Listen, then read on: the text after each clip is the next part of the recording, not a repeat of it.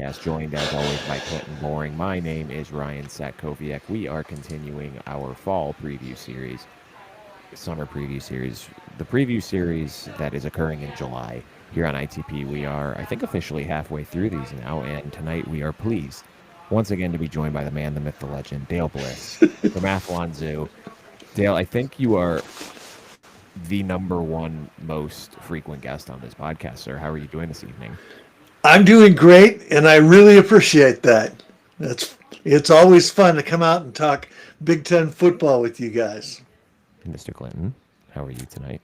I'm living the dream, man. I've been looking forward to talking to Dale all day today. I am equipped with my taste test of garage beer lime for tonight. The wife got home tonight, and I said, honey, I'm excited, extra excited for the show tonight. We got probably my favorite guest that we've had, no offense to our others, but Dale is back. I can't wait to talk to him. It's been a few months, and she just looked at me and smiled. She seemed pretty excited for me, even though she doesn't know Dale. But Dale, I think this is probably the sixth time I think you've been on the show. And for us being just not even a year and a half in, we greatly appreciate you taking the time to be with us. You know, it's fun. I think the first time was August of last year, doing the preseason preview. And I'm sure I must have predicted the Ducks were going to go undefeated and get killed in the Rose Bowl. I think that was my prediction. Yeah, I believe so. And then we had you, I know, with Ryan's friend Cam for the OSU Oregon show.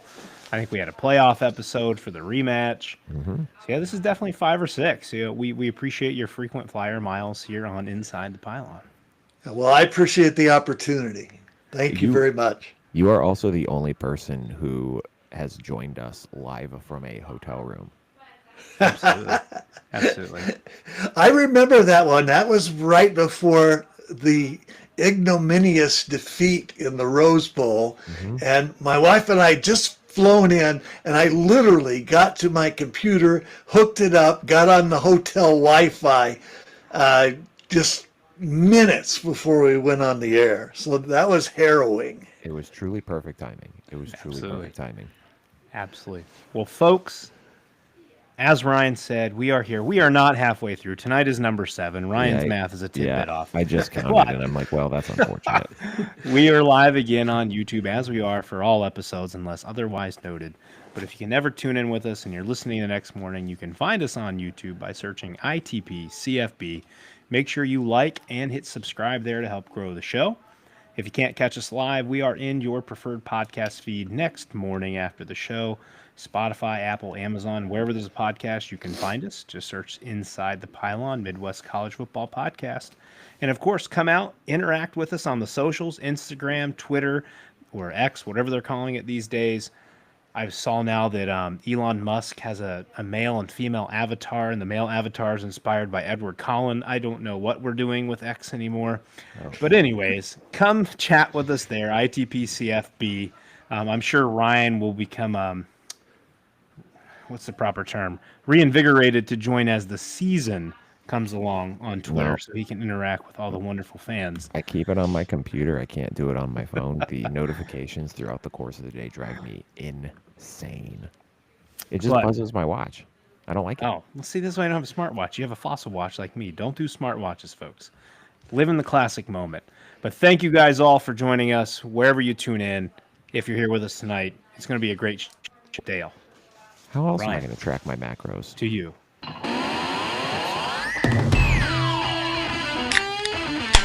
Hey, those mountains blue? It's Inside the Pylon 6-pack of questions.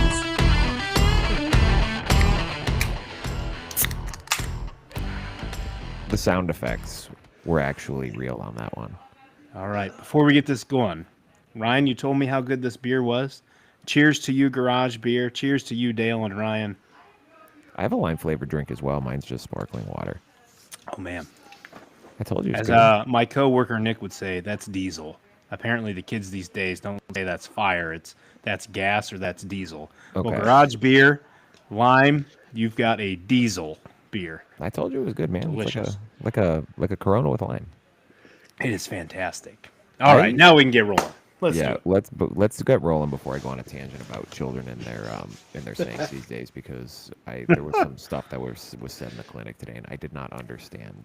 And We're getting old, Ryan. Okay, I we're getting promised old. myself growing up I would never be that old guy who looks at kids and is like, "What the hell are you guys talking about?" And that is exactly what I have become. It's Absolutely. embarrassing. Right there with you. So, Dale, I want to start talking about the Oregon offense and specifically the quarterback, because I'm very fascinated. I think Dante Moore is one of the most fascinating quarterback situations in the country this year, because we're talking about a guy who had a roller coaster of a recruitment, right? There were a lot of rumors that during the summer of his heading into his senior year that he was a silent commit to Notre Dame. He never went public with it and ultimately kind of backed away from that after Notre Dame got CJ Carr's commitment in the following class. He ends up committing to Oregon publicly late summer, early fall. That lasts for a month, 2 months, and then he decommits, goes to UCLA, starts as a freshman, was not fantastic, and I don't think that's necessarily an indictment on him because that was not a fantastic situation, as we saw with Chip Kelly leaving the program to demote himself to be an offensive coordinator, and a move that actually ended up working out pretty well for him, all things considered, where he's at right now. But he transfers to Oregon after his freshman season. He gets an entire 2 springs learning Will Stein's offense. He gets an entire season sitting behind Dillon Gabriel, learning, soaking things up, learning how to be a college quarterback in this system. And now it seems like the keys to the Ferrari are fully his. What tools do you think that Dante Moore possesses that give you the confidence that he can follow the success that Oregon has had at the quarterback position the last 3 years? I'm cautiously optimistic, Ryan. You reviewed the history really well. There is nothing anywhere that can make a quarterback look worse than a checked out coach and a bad offensive line. And that's what he had at UCLA. He was sacked 28 times, appearing in 8-9 games. So it was a pretty bad situation, and he was thrown into the deep end of the pool right away, threw about 3 pick sixes, started 5 games, won 3 of those, 11 touchdowns on the year, 9 interceptions. So the UCLA experience was not a fair representation of his ability. The 2 things that he has going for him are arm talent and maturity.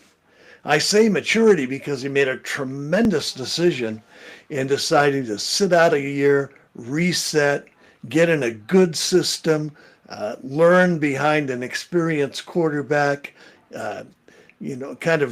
rediscover his talent as a quarterback. The guy is 6'3", 210. He was a 5-star recruit coming out of Martin Luther King High School in Detroit.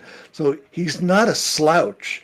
And if you saw any clips from the Oregon spring game, made some beautiful throws in the spring game. There was one in particular down the right sideline to Jurion Dickey, safety behind him, defensive back in front of him, and Moore layers it in for a 38-yard completion down to about the 6. It was a beautiful play, and that's what he could do.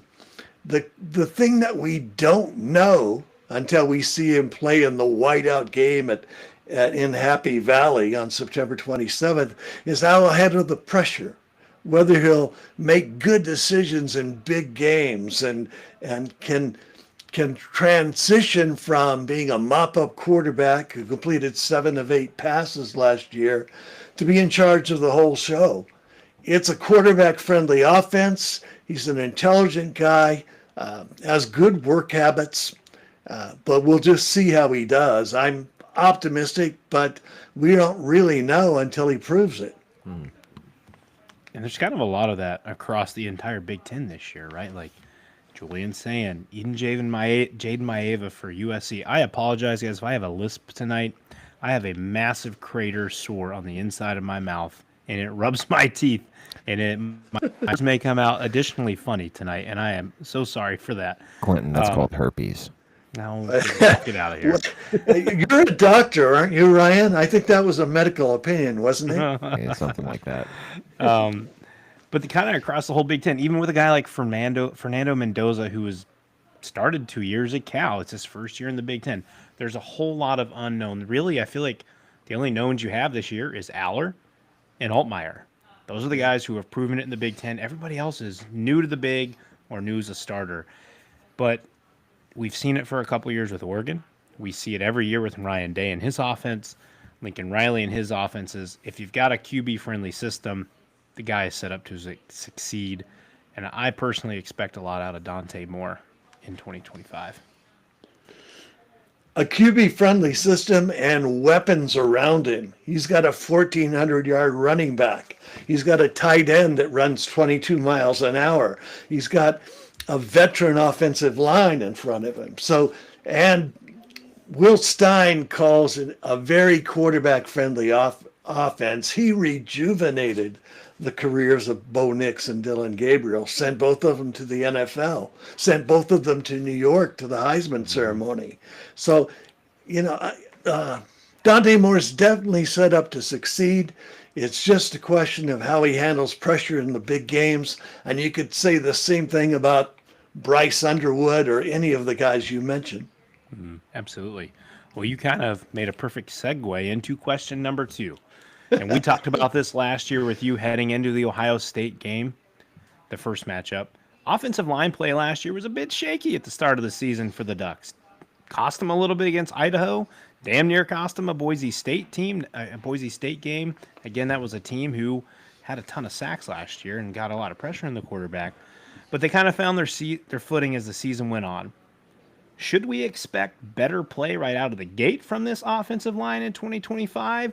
Or do you see a little bit of growing pains that may keep teams like Oklahoma State and Northwestern hanging around a little longer than they would like them to? Well, Clinton, you're absolutely right about last year. They struggled with Idaho. They struggled with Boise State. I think they gave up 7 sacks in those 2 games and averaged less than 3 yards a carry in the run game. Just barely over 100 yards in each of those games. They began to right things in game 3 last year when Iapani Pancho Lalaulu moved to center. And that was the key. That gave them a steady presence at that position, and it just kind of solidified the whole offensive line. One thing they've got going for them this year is that Lalaulu is a Remington Award candidate. He's in his 2nd year as a starter, started every game last year. So that kind of anchors things. And around him, they picked up 3 veteran guys in the portal. Alex Harkey from Texas State, Emmanuel Pregnon from USC, and Isaiah World from Nevada. World is like 6'8", 309. He's a big dude at left tackle. Pregnon and World didn't give up a sack last year at their last stop. So with the veteran center and the experience that Alec Terry and Cutter Leftwich had last year, bringing along an offensive line and creating the cohesiveness, continuity, and communication you need to be successful, I think they'll have a smoother transition this year. I want to talk about the weapons out wide out wide and in close for Dante Moore this year, because I think one of the sneaky, underrated aspects of the storylines around this Oregon offense this year is how they're going to replace the weapons they lost. Jordan James is gone. We're talking about Tez Johnson is gone. Traeshon Holden is gone. Terrance Ferguson is gone. And I know when you were with us in the spring, we spent a lot of time talking about Kenyon Sadiq. I think he has the potential to be one of the best tight ends in all of college football this season, not just in the Big Ten. But further complicating matters is the Evan Stewart injury. And if reports are true that it is a torn patellar tendon, I don't expect that we are going to see him this season.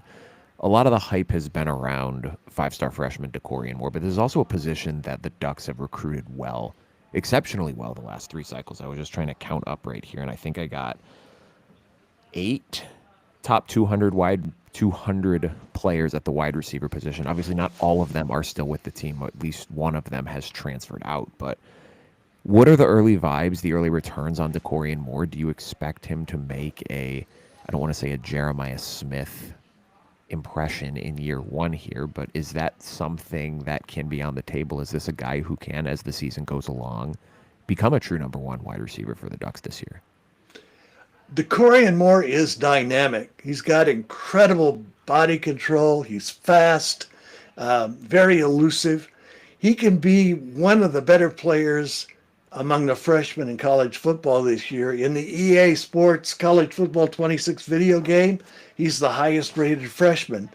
The comparison to Jeremiah Smith isn't really fair. Smith is an amazing talent. I mean, he's 6'3", 215 pounds. I mean, he's incredible. I mean, you can see him double covered and he makes one-handed catches. The guy is, maybe the best player in college football.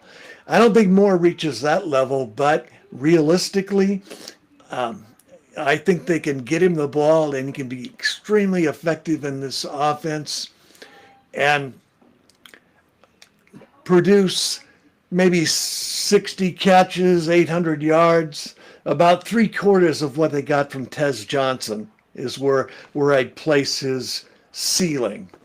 But in terms of talent, in terms of the ability to get open and catch the football, he's dynamic. Any other names to know from the guys that they've kind of pulled in over the last couple classes? I mean, we're talking, Jurion Dickey was the number 2 receiver in the 23 class.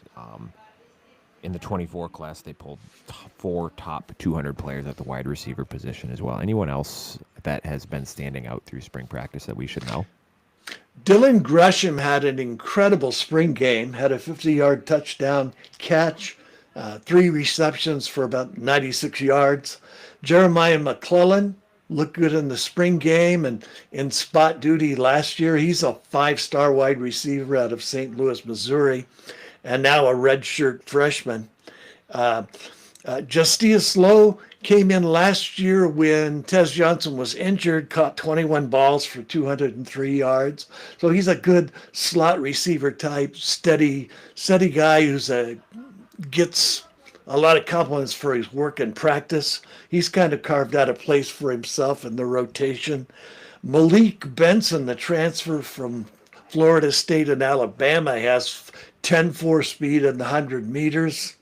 Caught about 25 balls for the Seminoles last year. The thing about Benson is he's a good route runner with speed, but he's never really played opposite a strong quarterback in a good passing offense. He's kind of been under the radar because he wasn't really in a favorable situation. Gary Bryant Jr. is healthy now. The USC transfer 2 years ago. As a repeat freshman in 2021, Bryant had 44 catches for 579 yards and 7 touchdowns with the Trojans. So he's productive. He's a veteran, good leader in the receiver room. One thing they have going for him is that Ross Douglas, the new receiver coach, did a great job of putting together an ensemble. When he was at Syracuse, they had the number 1 passing offense in the nation. You mentioned Sadiq. I think they'll use Sadiq in a way similar to Penn State used Tyler Warren last year, or Michigan used Colston Lovestown. This is a guy who's 6'3", 245, runs 22 miles an hour on the GPS. Very dynamic talent. Had 2 touchdown catches in the Big Ten championship game. So he'll really be a featured part of the offense in 2025. Had 7 catches for 102 yards in the spring game. And now we kind of turn over to the other side of the defense here. And last year, Oregon's defensive line was such a major strength and catalyst behind them winning their Big Ten championship. Yes, folks, in year 1 of their Big Ten. However, I was doing some reading to get ready for the show, and it's ESPN. I know they love their SEC. They're all over Arch Manning right now. It is a drool fest every time you turn it on. Anyways, in a recent ESPN article, it tabbed the Ducks D-line as their biggest area of concern for 2025, which was slightly confusing to me given how strong it was in the pieces that they can bring back or what they brought in. Harmon, Birch, and Caldwell are gone, but Mateo Uiagalelei is back. And then what can you tell us about the other pieces that are on that defensive line that can help relieve some of this supposed national concern that ESPN has now generated?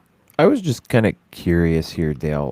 Just kind of like talking. I mean, not like the nitty gritty X's and O's of the scheme, but the last time that we saw this Oregon defense on the field, obviously it did not go the way that they had intended against Ohio State. But even if you roll back to the prior game against Penn State, I mean, they pick off Drew Aller twice, but they had very little success shutting down that Penn State running game in the Big Ten title game. Do you sense with Tosh Lupoi any scheme changes or any different ways he's going to try to deploy some things this year to adjust how he calls the game?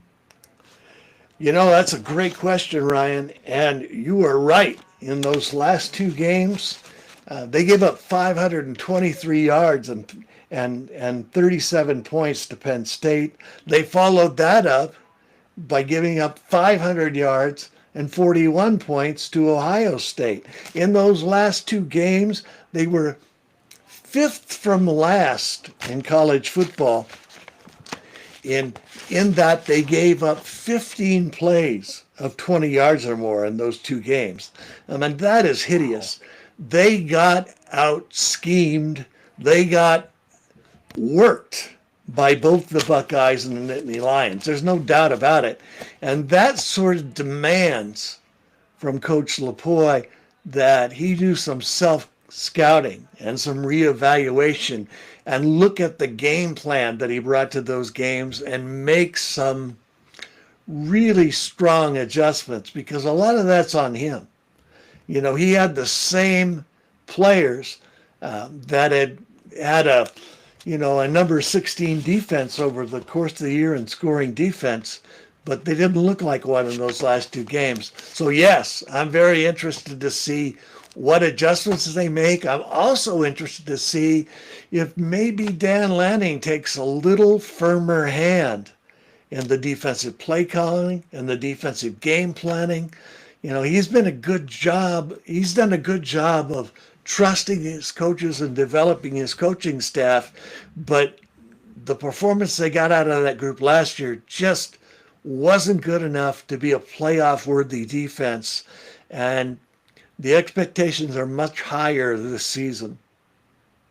Well, hey, we know what happened the last time Dan Lanning got his hands on that defense. He found a loophole that helped further the Ducks' ability to win that first matchup against Ohio State. Well, to kind of hit question number 6 here and kind of tie it all together, following a Big Ten title in year one, the Ducks return in 2025 to face two playoff teams from 2024. I believe they host Indiana, but before they do that, they got to go on the road to play in Happy Valley. Not only to mention that, they will also go on the road to Iowa, which is Kinnick is a daunting place to play. I don't know if that game has a time yet, but it is. I've seen great Ohio State teams walk in there with a loss and walk out with a loss. They also have to go to Washington, and I believe from what I've heard, they haven't lost a home game in 3 years? 3 seasons maybe? They'll probably have one before then because Ohio State's going to beat them. Anyways, they have some other mid-tier Big Ten teams on the schedule as well who are looking to make some noise this year. So in your opinion, Dale, what would look like a successful season for the Ducks in 2025, given everything that they accomplished in year one? I don't take anything for granted. I mean, I've seen great seasons fall apart. A couple of key injuries. In 2007, for example, the Ducks had Dennis Dixon and Jonathan Stewart. They rolled Michigan in the Big House. They were 8-1 and ranked number 2 in the country, but then Stewart and Dixon go down and they lose 4 games in a row and end up in the Sun Bowl, finish 8-4. So I never look at a schedule and say, oh yeah, that's a win. That's a win. That's an easy game. They got that one. I mean, my expectation going in is that they'll play hard and get better.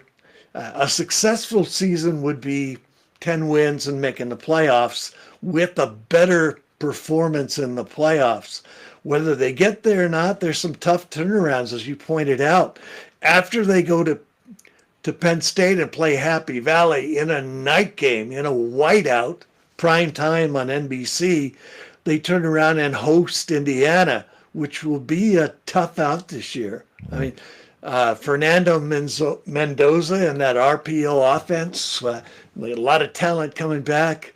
They're playing for keeps, and they have a soft beginning to the season. So the Hoosiers should be fresh.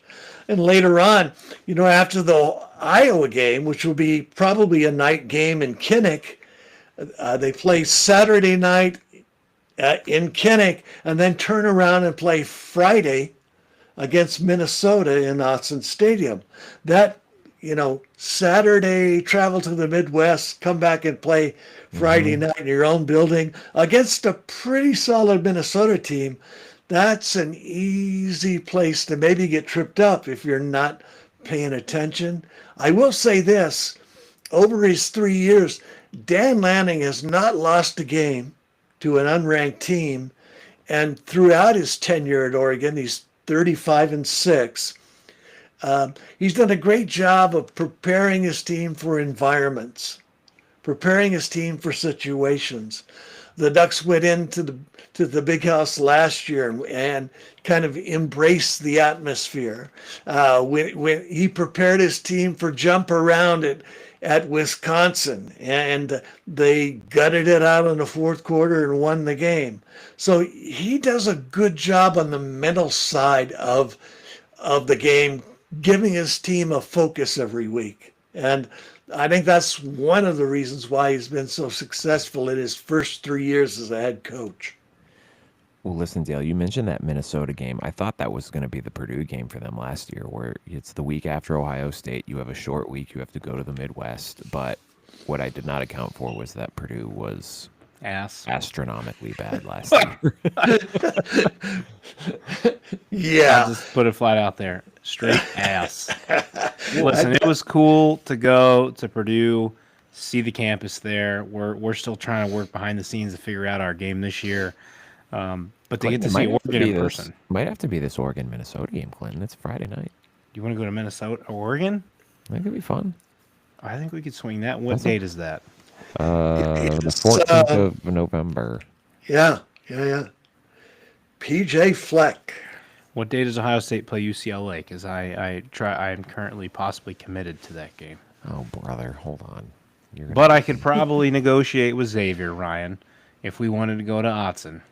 Wait, is it at Ohio State? It's at Ohio State, yes. Oh, it's a Saturday game. Give me a break. I just wanted to see Nico's helmet get cracked again. He went to UCLA to try to get revenge on Ohio State. We know what he's doing in Columbus. Oh, it is. He just wants to get railroaded again. It What? It is the next day. It's the 15th of November. If you truly would like to make that trip, let me bring it up to the wife, and I think Xavier and I can find another Ohio State game to go to. Just bring Xavier with you. I could do that. You really need to see a game at Autzen Stadium. I have always wanted to see it. It really is incredible. It only seats maybe 58,000 fans, but the noise in there is awe-inspiring. The enthusiasm, the college football atmosphere, it's one of the best. And you got the duck riding the Harley. I mean, oh yeah, pretty awesome. Well, you saw my post earlier. Ryan and I's number one mascot in college football, the Oregon Duck. I don't know how much you can beat it. Dale, outside of the Oregon Duck, do you have another mascot that you have a little soft spot for in your heart? Well, you have to respect the athleticism of Butch the Cougar, and the sight of that 1,500-pound buffalo charging onto the field before a Colorado game. I mean, it's pretty incredible. There are a lot of great ones. I mean, I love the SEC traditions and how enthusiastic they are, and it is really fun being in the Big Ten and getting to experience some of the venues, the history, the tradition, the color, the passion. I mean, it's a whole nother level of football. I kind of miss, regional Saturdays and being able to go to an away game and all of that. But I mean, there's something to be said for being a part of, what's the best conference in college football right now? Yeah, Big Ten. I think why am I blanking on his name? Brad Nessler and Gary Danielson may disagree with your opinion about the Big Ten tradition, as they're calling a Northwestern Purdue game this year. So I don't know if they'll exactly want to take in those sites. But isn't Gary Danielson a Purdue guy? I believe he is. I was trying to think of our potential 2 worst teams in the Big Ten this year, and those poor guys are going to get stuck calling some shit fest. I felt so bad for him last year because I think they called like 3 Purdue games last year, and he sounded miserable when they were calling that Purdue Notre Dame game, and it was like right at the end of the first half, and it was like a 2nd and 14, and Notre Dame ran a bullshit draw play to just run out the clock, and Price breaks 3 tackles and no one else touches him, and he runs for 75 yards for a touchdown to make it 42-7 at the half, or 42-0, whatever it was. Listen, can you blame them? Put Gary when they out could of have probably been calling That's probably an Alabama when he decided game to that retire. week. That's probably when he decided to retire. Was like, I'm too old for this. I'm done with this crap. Gary's giving us one more year, right? Yeah, I think this is last year. Because we had Vern, big Vern for a while with Gary. I love Brad Nessler, have his entire career. Do we know who's replacing? I don't think they've announced Gary? it yet. If they have, I haven't seen it. All right. I'll have to see, but I'm sure they'll find someone plenty fun. Actually, I believe it's Charles Davis. He's good. Nice. Yes, He's was prominent always in calling the very- Madden games for so many years. I think it Always might be very Charles well Davis. prepared. Yeah. Yep. So that'll be an exciting pairing with Brad Nessler. They're doing a really good job. Yeah. Well, Dale, if we decide to go on a Friday night to Minnesota at Oregon, we're going to have to hit you up. I would probably be flying in on a Thursday, not a Friday. So Track down pizza. Track down pizza it is. absolutely. We'll And I take believe the we river- told you if we met you in person, we're buying you a beer or a that's drink or awesome. pizza of your choice to Yeah. treat you for all the fun you've given us on this show. We'll go to Track Down Pizza and then do the river walk to the stadium. I mean, it is awesome. Yeah, it's a really fun experience and a great college football tradition. Ryan, we're going to have to think about this now. It's on my radar now. It is officially on my radar. The situation is developing. We didn't betray Minnesota because earlier we thought about Nebraska at Minnesota. Yeah, There's that's some other That's- plans there. Ryan's Minnesota fans blame Sam. That's her fault. future wife, maybe not wife now that she blew his Minnesota plans, but has a marathon that weekend. It's all good. It's all good. I looked at the NHL schedule, and the Wild do not play a home game that week. So Okay. it's all I'm gonna good. just drive up to Seattle and see the Kraken while we're out west. Oh shit! Actually, that's a go, Clinton. Hold on. Don't tempt this man with a good time. Hockey and football, he's there. One of my dreams is to rent an RV and do something like 50 college stadiums in 60 days or something like that. That would You be know, pretty cool. catch a MAC game in midweek and just, fuck, Clinton. What? The Kraken play at home on Thursday night. there you go. It's Clinton, destiny. Clinton, if you just want to do a whole, they play the Blue Jackets at home on Tuesday night. If you just want to spend a week Oh my in Oregon. God. I don't know if I'm gonna have enough PTO recouped by then, but from this week vacation coming up All next right, week. So listen. All right, this is on. I'm running it. I'm running it by the boss tonight. This is. I will run it officially by on my radar. boss as well. This is officially on my radar. No, I'm not talking work boss. I'm talking the house boss. Everybody knows who the boss really is. Right. You're When you absolutely say right. Funny 'cause- the boss, everybody knows. You know, my oldest will look at me because I always tell him when something's going on. He's like, "What do I have to do that for, Daddy?" He's like, "Because I'm the boss." And so the other night he looked at me, he goes, "Daddy," it was something after my wife said something. He looked at me, he goes, "Daddy, you still the boss?" I'm like, "You're damn right I am, son." My wife couldn't hear that though, so In my brain only. when the final decision comes down, though, your mom will have to approve. So Yeah, right, exactly. Exactly. Well, Theo, before we let you get out of here today, sir, refresh our listeners' memories where they can find you and your work. Autzen Zoo, AutzenZoo.com, and I'm on X at, I think it's at Autzen Zoo Bliss, something like that. I'll put it up there. The Dale Bliss. You should just be the Dale Bliss. The man. The one and only. Oh man, I'm just happy that people come along every once in a while to tell me what an idiot I am. I got in trouble today saying that the Ducks need to improve their linebacker recruiting because they've swung and missed on some really big targets at linebacker this year. They've recruited one linebacker in the 2026 class. They successfully recruited one last season. So, that's not quite creating a succession plan in the middle. Listen, no offense to this young man. Tyler Atkinson seems like a wonderful human being. He is going to an established college, but when there's a Lamborghini sitting on your field and you bring these kids in for visits, even Uncle Phil with his Nike money can help out that when there's tons of Texas oil money.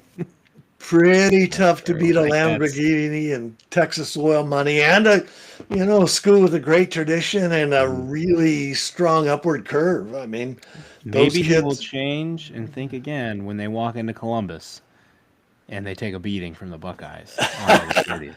That'll be fun. That's going to be fun to watch. I'm excited for that Absolutely. game. I'm excited for that game. All right, everyone. Thank you once again to Dale for joining us this evening, and thank you all for listening to us pontificate about nonsense once again.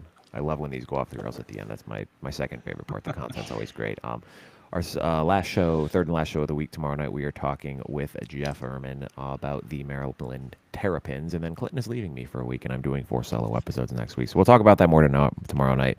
Everyone, thank you once again for joining Inside the Pylon, a Midwest College Football podcast. Please like, rate, subscribe on your favorite podcast platforms. We will see you all tomorrow night. See ya. Goodbye.